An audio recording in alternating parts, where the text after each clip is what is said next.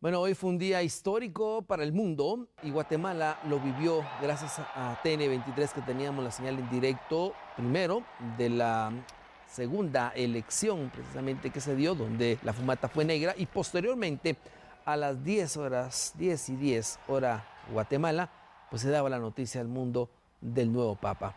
Está con nosotros esta noche, por supuesto, como siempre, Max Santa Cruz, que nos acompaña para analizar el tema. Max, bienvenido.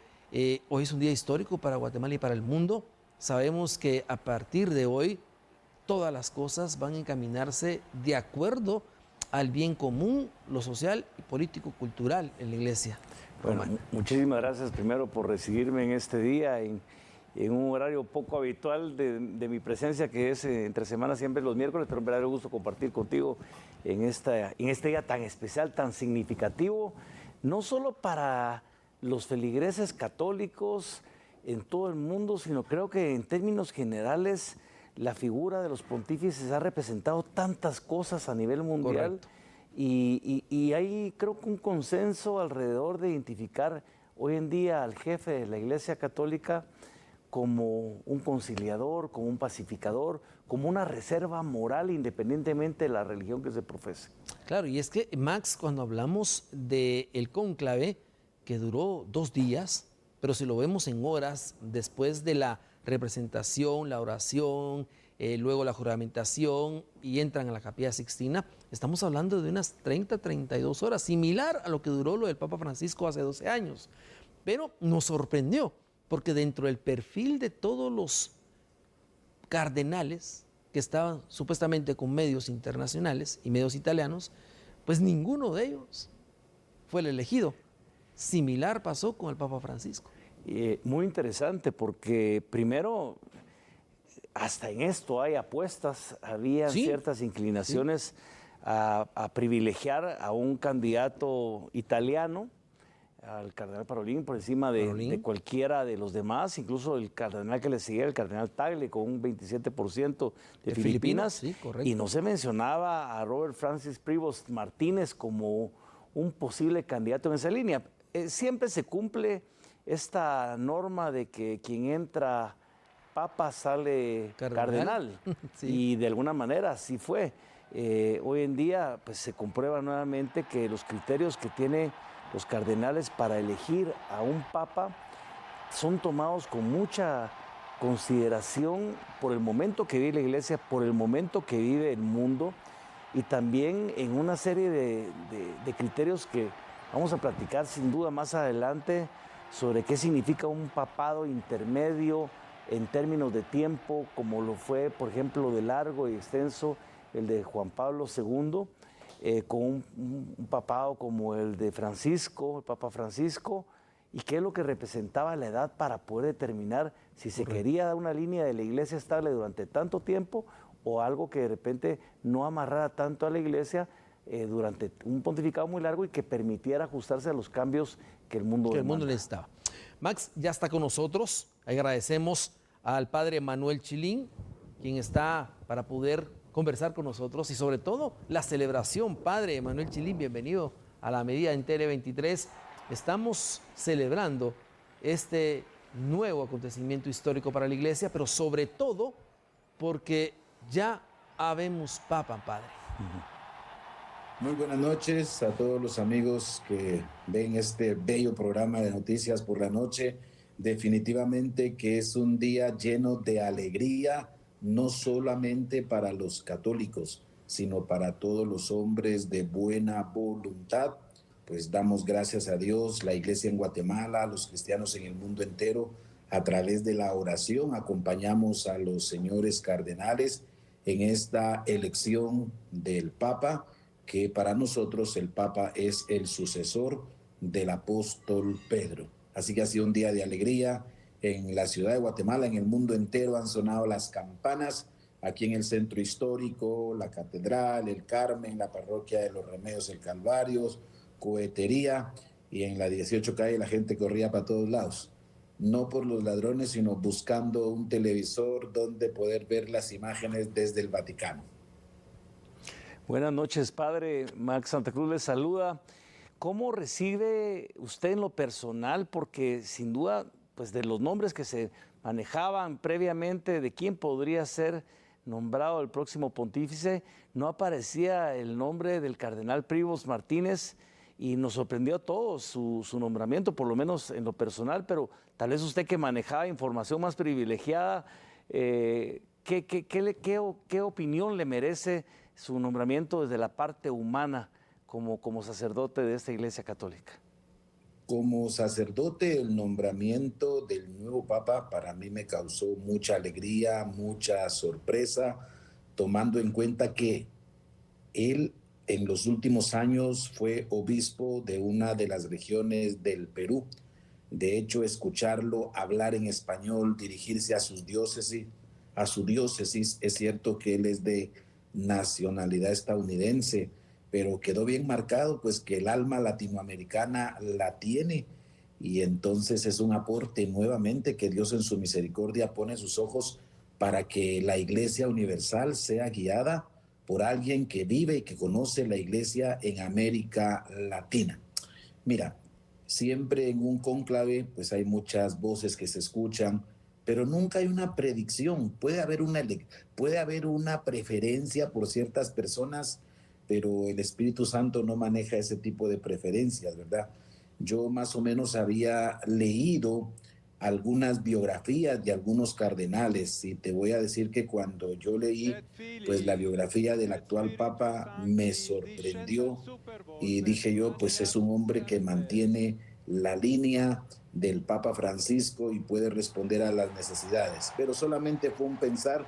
En ningún momento expresé yo en lo personal alguna preferencia por alguno, ¿verdad? Claro. Padre, usted tocó un tema importante y es la aldea Chiclayo, específicamente, donde estuvo por más de 20 años como obispo el Papa, en este caso León XIV. Pero cuando hablamos también de su trayectoria, hablamos de San Agustín, y que él lo nombró hoy nuevamente al momento de dar la paz en la plaza de San Pedro, agustiniano de carrera. Definitivamente que se nota, hay pues un trabajo muy profundo en él. A él se le confió guiar a la orden de San Agustín a nivel mundial. Hay una tesis que él realiza también sobre el trabajo del superior, y él recordaba aquellas palabras de San Agustín: para ustedes soy obispo, como ustedes soy cristiano. Y él mismo lo hacía ver. Y cuando él estuvo pues trabajando allá en el Perú, hay fotografías que hoy salen a la luz donde pues había un invierno fuerte y él anda con botas metido entre el agua, anda montado a caballo. Él también en su discurso de hoy habló sobre una iglesia misionera, y creo que él tiene bien claro su misión de evangelizar, su misión de dar a Jesucristo. En su discurso de hoy, el Papa invocó muchas veces a Jesús resucitado, invocó muchas veces el deseo de la paz, y es que esa es la responsabilidad del Papa, ser promotor de puentes. Él decía que tenemos que construir puentes, vivir la unidad, y creo que es un buen hijo de San Agustín. Se nota que es un religioso y que tiene pues una disciplina en su manera de ser, en su manera de vivir. Padre, ¿cuál cree usted que serían esos desafíos más apremiantes que el Papa León XIV debería de enfrentar en el corto, mediano y largo plazo al frente de la Iglesia? Creo que el Papa León XIV tiene grandes desafíos. Uno, responder al mundo actual, donde pareciera ser que existía o existe un programa de buscar la manera de anular a Dios de la vida de las personas, donde se va perdiendo como que la norma moral, se va implantando el relativismo. Creo que el Papa en este momento tiene el desafío de confirmarnos en la fe, en esa fe que profesamos nosotros los católicos y que está contenida en el credo. No se trata que cada quien, siendo católico, piense como quiera, no, aquí están las verdades de fe. Entonces creo que uno de los grandes desafíos es ayudarnos a confirmar en las verdades en que creemos los católicos. Uno. Segundo, seguir trabajando por la unidad de la Iglesia. Tercero, ser cercano a la gente. Lo reclamamos, lo queremos. Hemos tenido grandes papas, y él debe continuar con esta misión y como él lo ha dicho, ¿verdad? Seguir caminando juntos en este camino de sinodalidad, hacer de la iglesia una iglesia misionera. La iglesia tiene que tener esa fuerza para dar el mensaje de Jesucristo que impacte y que llene de alegría a las personas, que no seamos católicos de tradición o de costumbre y que en la sociedad realmente se sienta que somos creyentes en Cristo. Claro, padre, cuando el Papa Francisco inicia su pontificado en la iglesia, él dice, voy a visitar primero esos pueblos olvidados, esos países aislados, donde nadie ha llegado, y lo hizo, y después dejaré las grandes ciudades. Hoy, el Papa León XIV podría continuar el legado del Papa Francisco, continuar con el tema de la migración, continuar con el tema de la paz, ¿o cree usted que va a innovar nuevas políticas en la iglesia? Definitivamente que cada papa tendrá su programa de vida. El Papa Francisco pues asumió muy bien la espiritualidad de San Francisco de Asís. El Papa Francisco fue el primer papa que nos habló sobre el cuidado de la casa común, de la ecología, el que habló con insistencia sobre el tema de los migrantes, se hacía solidario.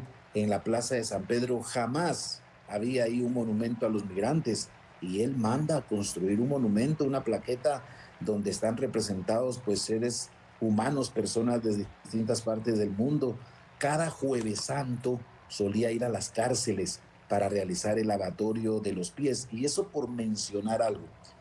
Ahora le toca al Papa pues innovar en algunas cuestiones, continuar, pero cada papa tendrá su propio estilo, pero definitivamente que la iglesia va en avanzada y poco a poco, conforme vayan pasando los días, vamos a conocer cuál va a ser el proyecto pastoral de él y definitivamente que buscará la manera de llegar a los alejados.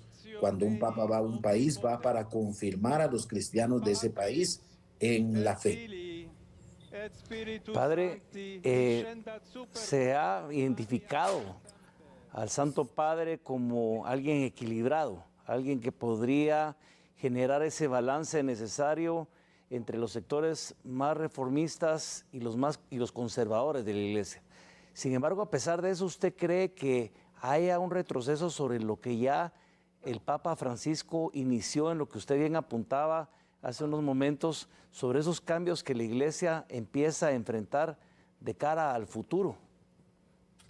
No creo en lo personal que vaya a haber ningún retroceso en cuanto a los avances que el Papa Francisco se propuso, que los últimos papas se han propuesto. La verdad es que hemos sido bendecidos, una generación con un Papa Benedicto XVI, con una lucidez, una fidelidad a la doctrina, un Juan Pablo II que amaba tanto a Guatemala, un Pablo VI, un Juan XXIII. Entonces creo que el Papa León XIV no va a retroceder en los avances que dio el Papa Francisco. Le tocará asumirlos y le tocará también ponerle su propio estilo, su propia personalidad. Bien, Padre Chilín, le agradecemos mucho haber estado con nosotros. Sabemos que su tiempo es oro definitivamente y hoy lo dedicó a TN23 a través de A la Medida, y quisiéramos que usted se despidiera de este pueblo católico que tanto ha orado y rezado para tener hoy un nuevo Papa y que seguramente antes de acostarse estará rezando por el Papa. Definitivamente, los cristianos guatemaltecos pues tenemos tres grandes amores: el amor al Santísimo Sacramento, el amor a la Virgen María y el amor al Papa. Así que lo que tenemos que hacer es estar atentos a las directrices para la evangelización que el Papa nos dé e involucrarnos en nuestras parroquias, en nuestras comunidades. En la Arquidiócesis de Guatemala, Monseñor Gonzalo nos ha invitado al Sínodo Arquidiocesano y se han hecho encuentros con diferentes grupos en cada parroquia. Así que animarles a todos a vivir con intensidad de la mano del sucesor de Pedro esta nueva etapa. Que el Señor los bendiga a todos y a ustedes especialmente. Gracias por este espacio. A usted, Padre Chilín, bendiciones, feliz noche, gracias por estar con nosotros. Vamos a una pausa y ya regresamos con A la Medida.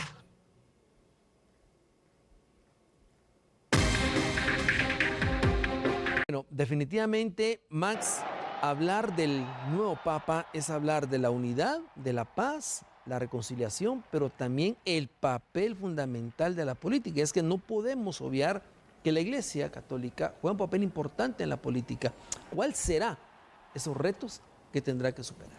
Bueno, el nombramiento, y es que no es casualidad. Yo estoy seguro que además de la inspiración que el Espíritu Santo dio a cada uno de los cardenales para poder tomar la decisión de elegir el día de hoy al León XIV, estoy seguro que hay elementos que son tomados en cuenta, como es el momento actual que vive el mundo en una incertidumbre que se debate desde las guerras comerciales hasta una serie de conflictos que empiezan a estallar unos sobre otros. Recientemente, incluso el conflicto entre India y Pakistán.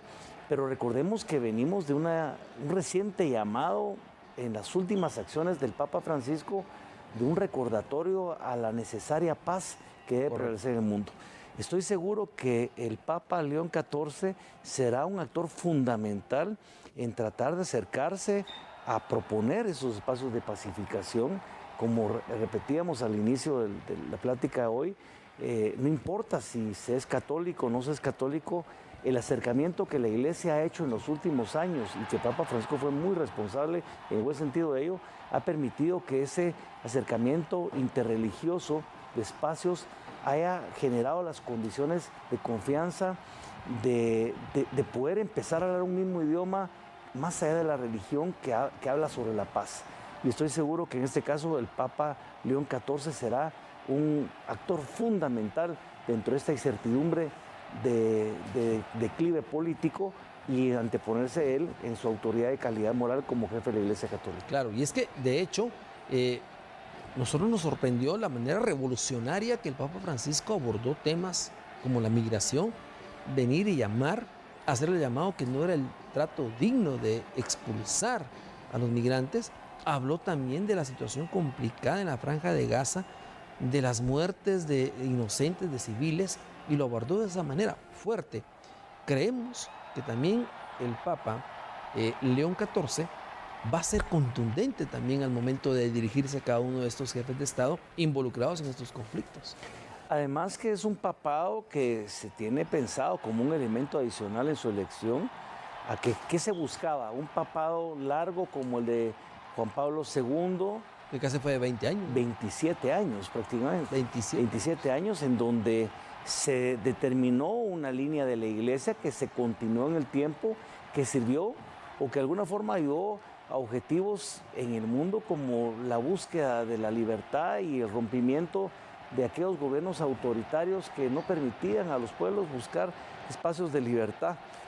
Como tal, en ese sentido, jugó un papel fundamental en la historia del Papa Juan Pablo II. Pero después vino el regreso a la doctrina de la Iglesia. Correcto. Y buscan a Benedicto como ese representante de la doctrina en un papado corto por razones propias de la edad. Que vivimos también en una época absolutamente inédita con un papa que presenta su renuncia y vivimos en un momento con dos papas conviviendo en el mismo espacio en donde seguramente se nutría tanto el Papa Benedicto como Francisco de la importancia del balance de las reformas de la Iglesia y el contenido de la doctrina. Único en la historia también. Único en la historia, realmente, y no creo que lo volveremos a ver. Pero hoy en día tenemos, después de la labor que sin duda marcará la historia del Papa Francisco como un momento trascendental en la historia, sin duda, de la Iglesia, pues llegar a un Papa León XIV, en donde tendrá sin duda un papado intermedio, por así decirlo, que por razones de edad está próximo a cumplir en septiembre de 70 años. Pensaremos que primero Dios tenga más vida que esto, pero lógicamente pues se piensa en una media de unos 15, 16 años, donde se pueda dar continuidad a algunos elementos de la Iglesia en ese equilibrio que buscará entre moderados y progresistas, pero tampoco determinará en un largo espacio de tiempo una acción que no permita ajustar a la Iglesia a los tiempos que seguramente esperemos sean mejores que los que hoy en día vivimos. Definitivamente, Max. El tema es muy amplio, definitivamente. El tiempo es muy corto. Acá, tus conclusiones, porque sabemos de que ya a partir de hoy se empezaron a tomar decisiones fundamentales en la Iglesia. Sin duda, yo espero en serio que esto sea un aire fresco al mundo en términos generales, que quienes hoy en día están enfrentados se encuentren en un mensaje del nuevo patriarca en la iglesia, una posibilidad para reencontrarse, incluso que en Guatemala tomemos este mensaje como la oportunidad para poder dejar esas trincheras que tanto nos han dividido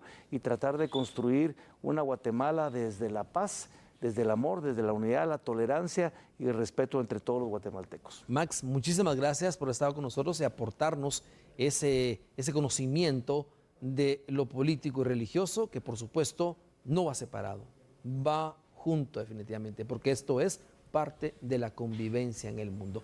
Vamos a una pausa. Muchísimas gracias, Max. Muchas gracias.